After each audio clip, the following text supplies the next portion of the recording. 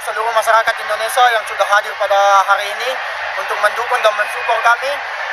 Ayo saksikan lagi di pertandingan berikutnya melawan Jepang. Semoga kita bisa melaju ke babak selanjutnya.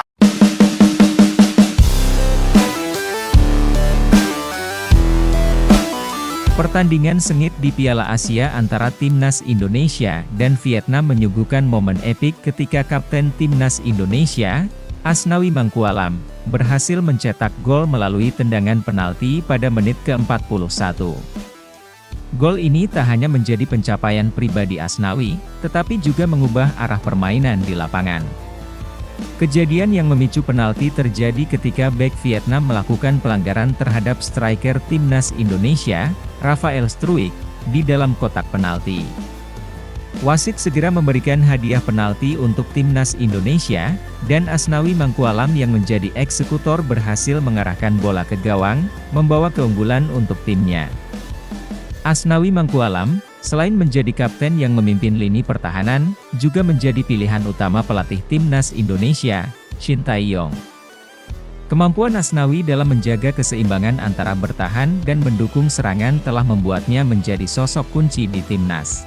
Timnas Indonesia berhasil menang 1-0 atas Vietnam.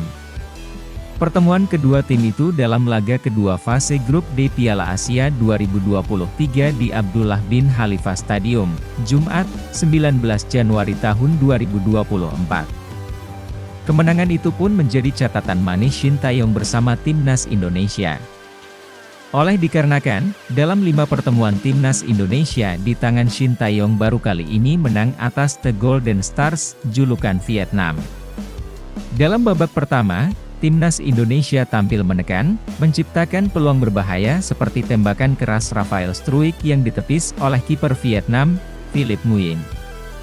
Instruksi dari pelatih Shin Tae-yong membuat Timnas Indonesia mendominasi permainan, sementara Vietnam mengandalkan serangan balik. Pada menit ke-39, Timnas Indonesia mendapatkan penalti setelah Rafael Struijk ditarik di kotak penalti. Asnawi Mangkualam sukses menjalankan tugas sebagai algojo, membawa Indonesia unggul 1-0. Meski mendominasi, skuad Garuda kesulitan menembus pertahanan rapat Vietnam. Di babak kedua, Vietnam tampil agresif, bahkan memaksa Indonesia bertahan. Namun, barisan pertahanan Indonesia cukup solid dan skuad Garuda bermain apik dengan menerapkan serangan balik yang cepat. Cukup merepotkan Vietnam. Tensi tinggi laga sungguh sengit, beberapa pelanggaran terjadi. Jordi Amat pun harus keluar dan diganti oleh Rizky Ridho di menit 67 usai dilanggar pemain Vietnam. Pada menit ke-71, skema serangan balik hampir membuahkan hasil, tetapi usaha Hoki Caraka dihalau bek Vietnam. Meski Vietnam memberikan tekanan, Timnas Indonesia tetap solid dalam bertahan. Di masa injury time, Vietnam harus bermain dengan 10 pemain setelah Lep Ham Tan Long mendapatkan kartu kuning kedua.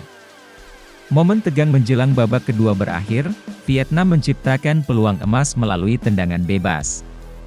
Beruntung kiper Indonesia, Hernando Ari, berhasil menggagalkannya dengan sigap. Pertarungan semakin seru, dan pada menit ke-67, pelatih memutuskan untuk menggantikan striker Rafael Struijk dengan pemain muda berbakat, Hoki Caraka. Perubahan ini memberikan energi baru bagi Timnas Indonesia untuk mempertahankan keunggulannya.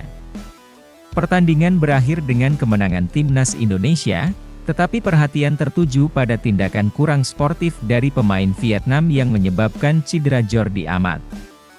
Insiden ini menjadi catatan penting dan menunjukkan perlunya kebijakan yang lebih ketat terkait perilaku anti-sportif di lapangan. Meskipun demikian, keberhasilan Timnas Indonesia membawa kegembiraan bagi para pendukung dan menandai langkah awal yang positif di Piala Asia.